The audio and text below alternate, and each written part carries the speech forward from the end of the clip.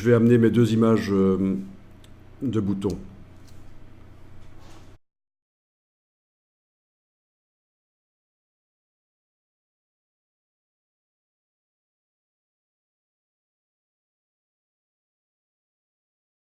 Ma flèche, je la mets là, je la transforme en bouton qui va faire atteindre la page suivante.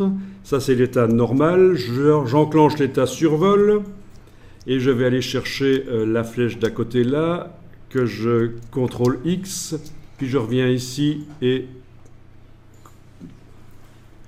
il va falloir que je fasse un coller dedans.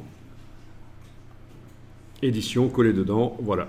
Bon, ben c'est vite fait là. Vous voyez que plutôt que d'essayer de modifier un truc déjà fait, c'est parfois plus simple de recommencer, évidemment.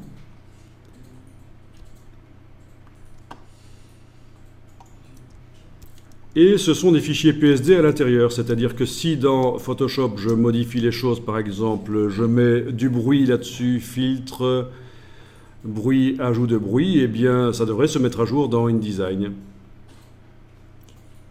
C'est peut-être pas l'idéal. Ah, mais je suis en train de mettre le bruit sur le masque de fusion du calque de réglage saturation, c'est pour ça aussi. Alors, filtre, bruit, ajout de bruit. Voilà, monochromatique. J'ai exporté en PDF, mais j'ai une qualité sur la flèche qui est vraiment. Ok, je vais enregistrer ça. Ah oui, au fait, si je voulais que le bruit puisse être enlevé ou modifié, il faut que je transforme le calque ici en objet dynamique, vous savez. Hein. Donc, clic droit, convertir en objet dynamique, et puis c'est seulement là que je mets le filtre que je voulais mettre.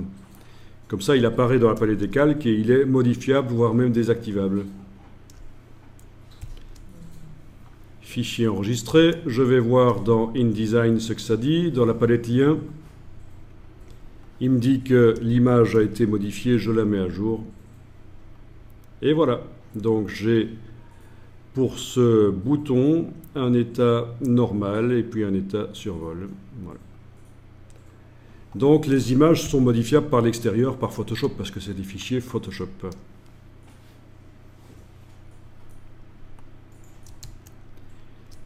Dans Acrobat, je vais fermer le document, CTRL W, je vais maintenant réexporter en PDF et vérifier que ça fonctionne.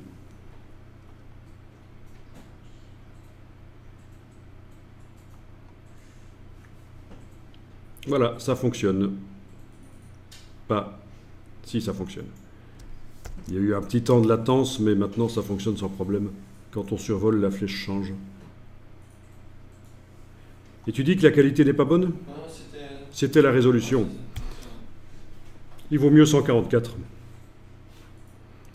Ok, je ferme ça. Bon, ben rapidement, je vais faire l'autre bouton qui permet de passer à la page d'avant. Comme ça, on aura une navigation totale possible dans le document.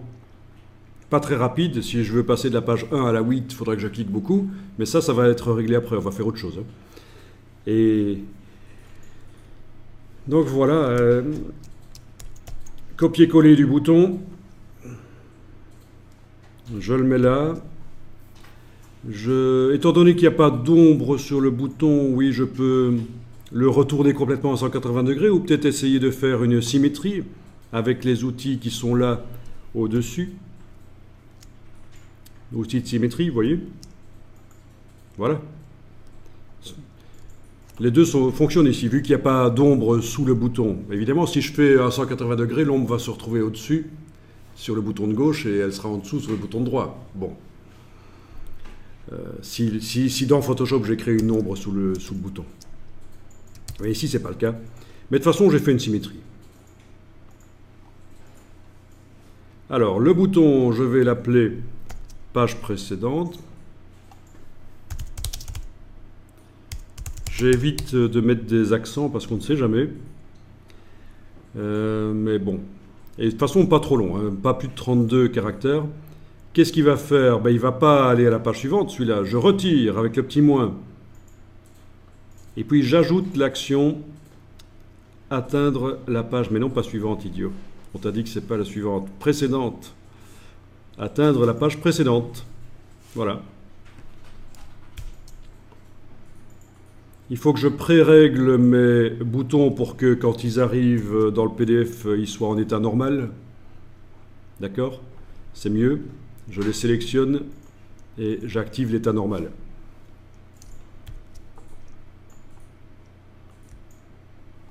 Et voilà, on va tester ça.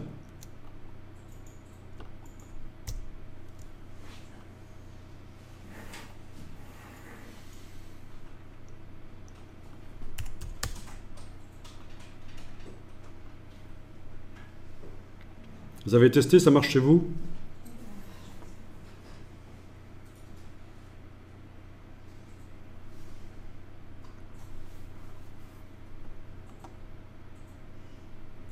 Bon, page suivante. Ouais, 2, 3, page précédente, 3, 2, 1. Bah tout marche bien.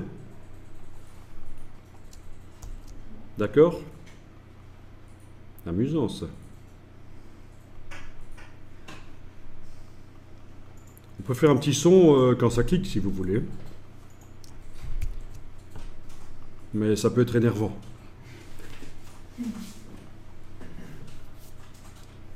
Un bruit de feuille qui tourne. Là, c'est un peu moins énervant qu'un clic, qu'un bruit de clic.